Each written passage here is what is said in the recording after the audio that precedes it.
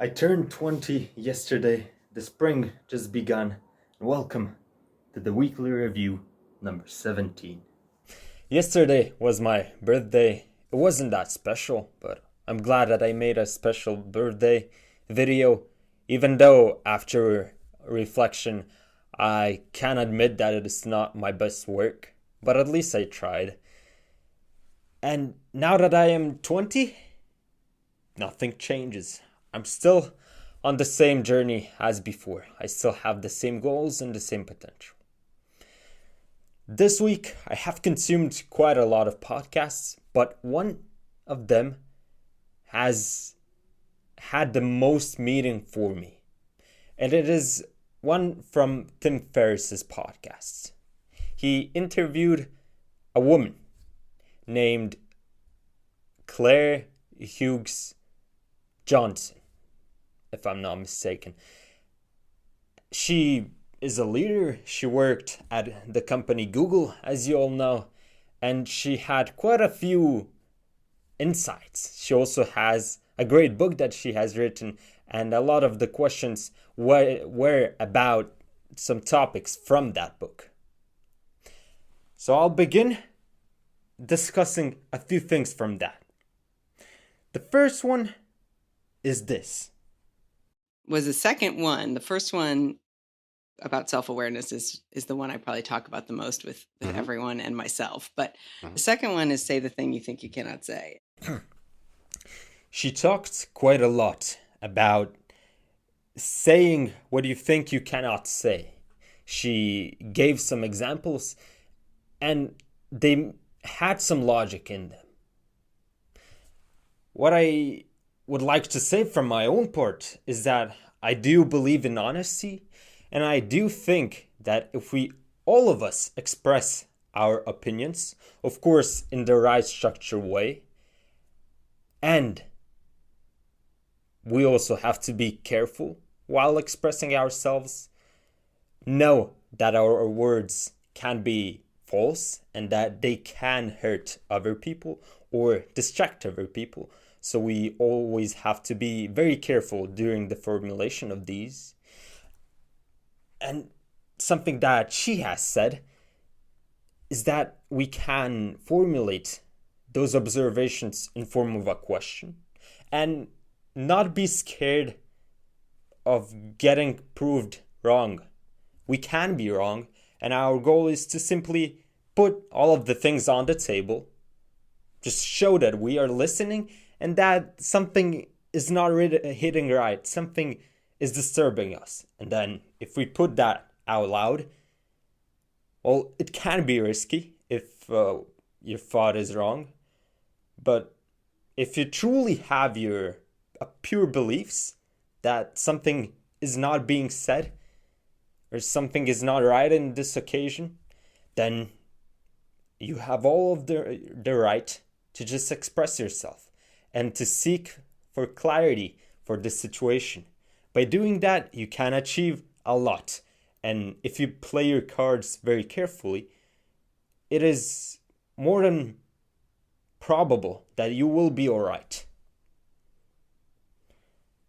Now, this is the second clip. Making the implicit explicit is so valuable.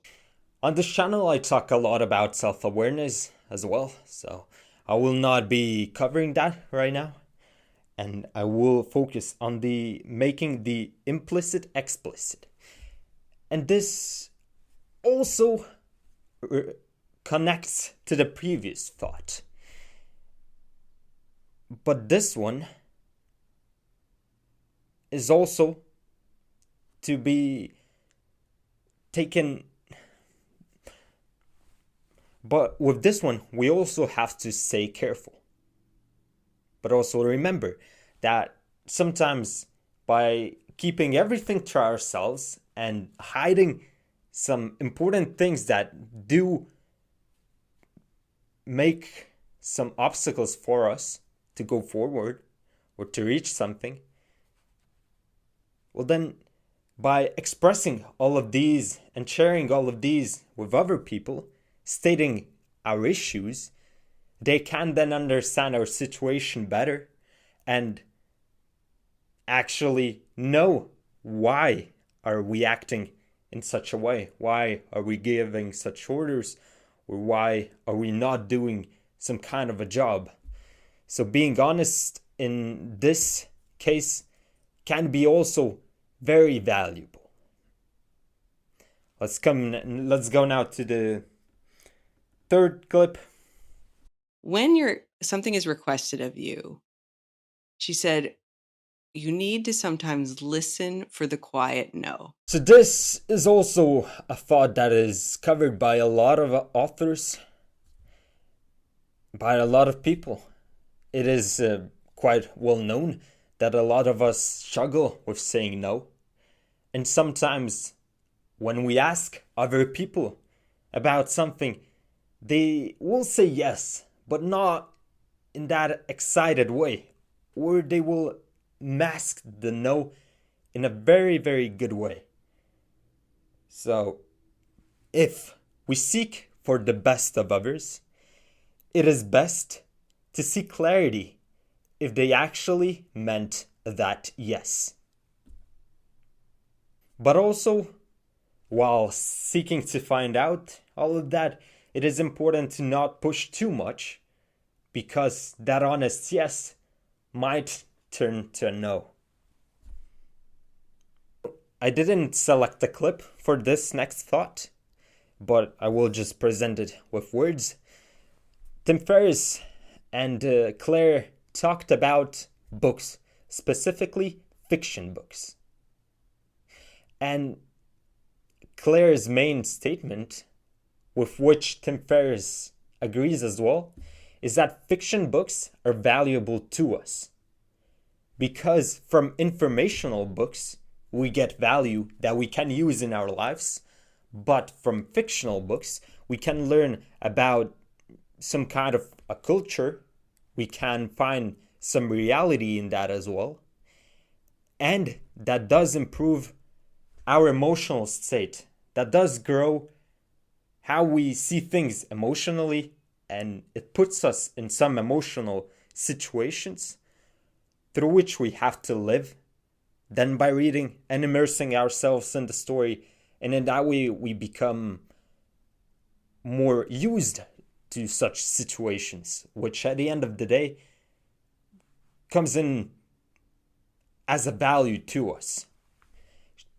Claire also mentioned short form content, media, which also brings us some kind of emotions, but because it is short form, it doesn't work the same.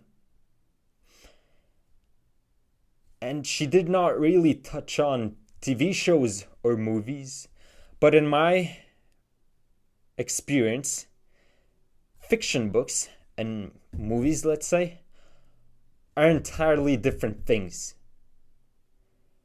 And to be honest, something that I found quite strange still is that after reading a very great fiction book, later on you remember passages from that book, such as you were in there, in that specific situation, in that book. You remember them visually,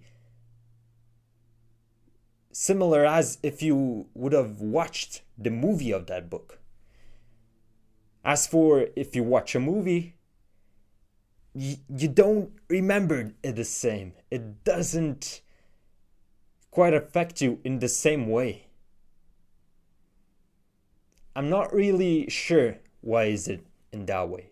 But from my personal choices, I've read fiction books till I was about 16 years old. Then from 16 to 18, I didn't read almost any books apart from the ones that I needed for my school, for the high school exams and all. And then from 18 till now 20, I've been reading only informational books, scientific books. Because I didn't actually view fictional books as a source of value. And when I think about it, reading fictional books is much better than spending your time on media. So, if you really can't play that hard lifestyle without media and no instant gratification, then including some fictional books into your lifestyle might be a great choice. You might waste a little bit of time, but it might pay off and make you evade that burnout, for example. Make you feel better, which at the end of the day will increase your productivity. And now the last clip. I think high performers fall into two categories, and I call them pushers and pullers. And so the pusher is the one who's like, give me more, give me more. They're often wanting to get more comp too, but they're like, I want recognition, I want responsibility, I want scope, I want to move the needle. I'm high impact. They're very impatient with themselves, with other people. They can be a little high friction for the team because they're like going for it, grabbing it.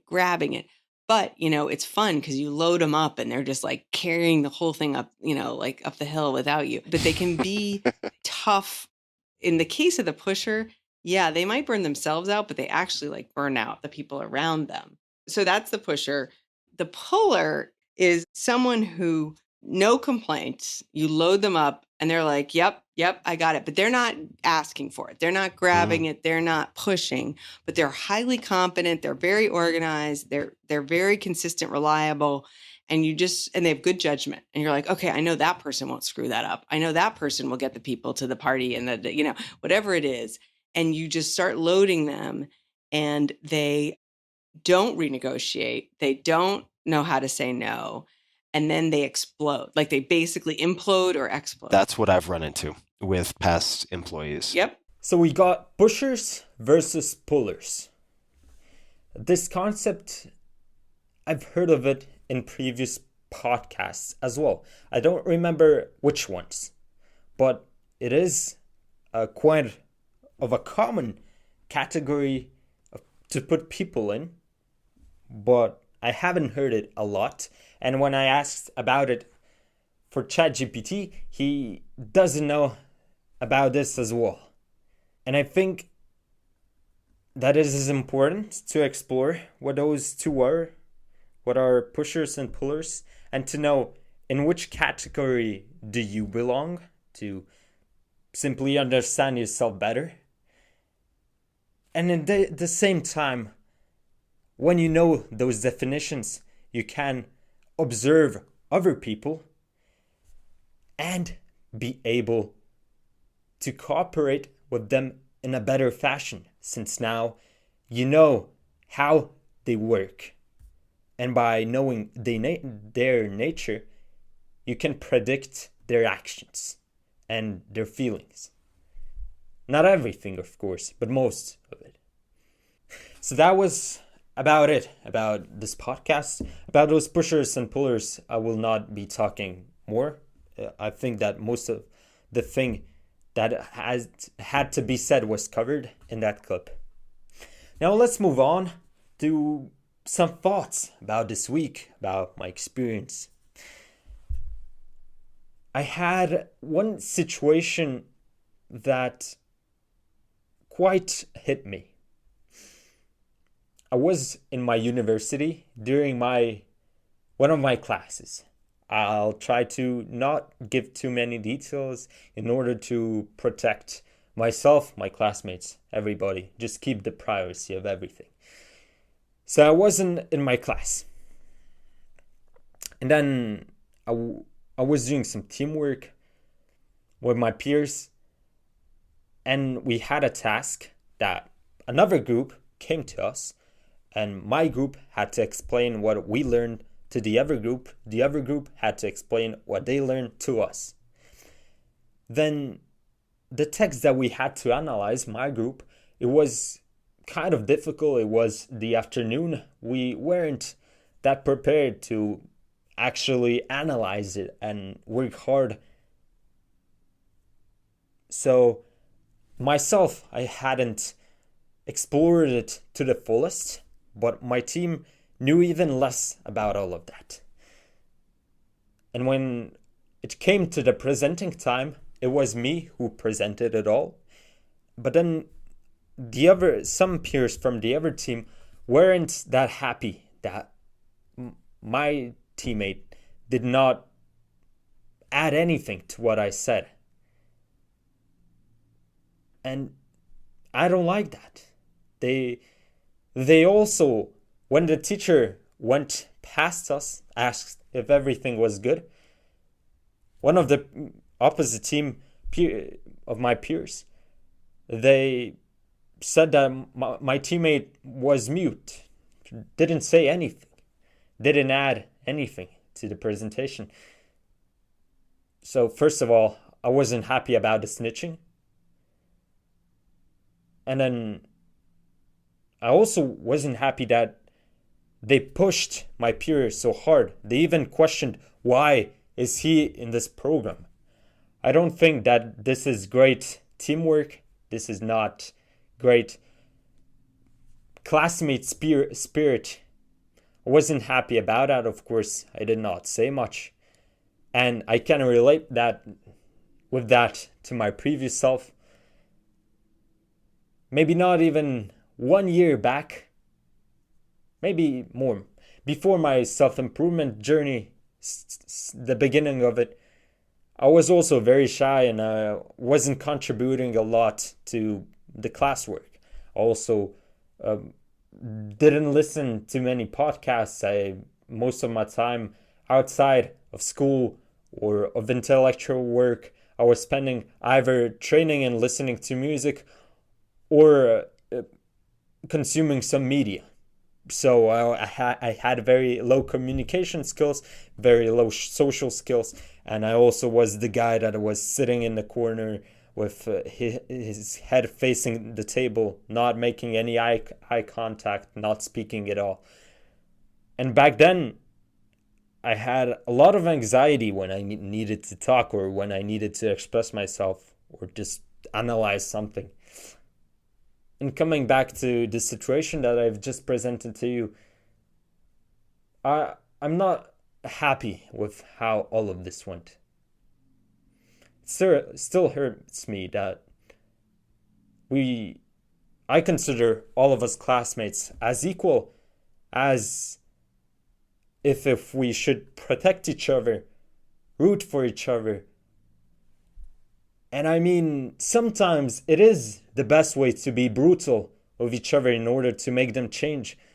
But that is not for us to decide. And we could opt for this option, but only after knowing the other person very well and being sure that being brutal might bring something good and not just make them self-destruct or even go lower than they are right now. So I didn't like this at all. I hope that I won't be encountering more of these situations. Now, about in this week, I also now remember that I listened to an Andrew Huberman podcast, if I'm not mistaken, about some cognitive stuff. Maybe not him. I'm not sure which podcast, but in that podcast, one specific thought has hit me as well, which basically said that we are overstimulating ourselves and always consuming something, which is not good as well, of course. And even great things can be bad in that case, even podcasts. If the entire day you are only consuming something, and then you come back home and you think of being productive with your consumption and continuing, for example, consuming a podcast, that will still keep all of your mind in a state of stress. And how you can apply it to yourself, all of this information. I think if you have a lot of external stressors, then it is best for you to limit that consumption, to minimize it. And so, for example, if that day you have an exam, or if that day you know that you will have a stressful event, it is better to just live in the present, maybe review or train for the things that you know that you should review or train for them. But then don't give yourself extra work and don't give yourself more things to consume and just stress your mind even more. I would have loved to talk more about how yesterday went. How did I feel? What happened when I became finally 20 years old? But I don't really have anything to say about it. As I said it in the beginning, it was very close to just a casual day for me. But commemorating that event, I would like to share with you one of my biggest contributors to my life. And that is my action fishing. Now, fishing has formulated me to the being that I am today. I've encountered fishing because of my father. He put me in the world of fishing when I was 6 years old. I was fishing very small fish in the beginning. I was just using some casual baits, catching some perches, I believe. And I did fish a lot till I was 16. I have many stories on fishing. And it was a big part of my free time, and it was a big hobby of mine. But I never caught any big fish. And after 10 years, I lost my patience, and fishing stopped being my hobby. But during that time, I learned that I have to be very patient. I learned that we don't always get everything that we wish for in our life. That some days are better than the others.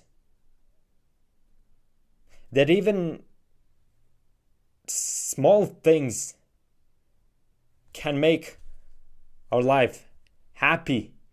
And if we do enjoy the process, which I was fishing and just looking at a bait, at a line, at a water, at a small fishes that were swimming, I was enjoying that. I was enjoying the process. That made me happy. But after some time, I just wanted a result at the end of the day. And that process just lost its value for me. And I've caught 2 big fish. Well, they are not big. They didn't even reach 1 kilogram. But one of them I've caught next to our home in a river. So here you can see how back at home, my house garden is looking. And so there is the river. Back then, I wasn't fishing in the best way. And what I did at that time was that before going to school, I was just throwing the bait in the river and just leaving my fishing rod in a stable position till I was coming back home. So one day I did that, and then of course I was very excited to see if I caught anything. And so I jumped out of my school bus, ran back to near the river, and then I began pulling my fishing rod, and I felt resistance. And I even had to just take the fishing rod like this and then just pull out of all of my strength. Back then I was a small human. I wasn't strong, and even pulling that that 750 grams weight of fish, I believe, still was very difficult for me. I was very proud of that I caught it, even though I didn't really caught it since it just caught itself while I wasn't there. I was very proud of that moment. And in that same place, I have another story that I have mixed feelings about. That seems hilarious, but in the same time, that seems as an act of evil. So here is how it went.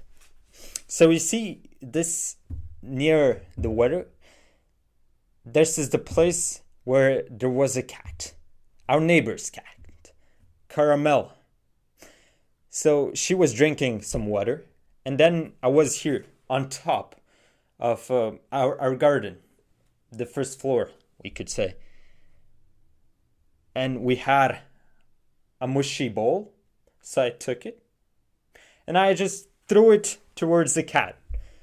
My goal was to make the ball land next to the cat getting scared, jumping, and falling in the water. I wanted that to happen so that it just would be funny. I don't know. I just acted immediately. I didn't think about what I was doing. I believe I was 14, maybe? I'm not sure. But I wasn't close to 18. And then I threw the ball, and it was a perfect throw. It just went up, and it landed straight on the cat's head. And the cat was hit in the water. Then I immediately hid. I didn't want the cat to see me, to be angry at me, and to go for me. So I hid. I just tried to hide myself from it. Like that. And then I just went back home.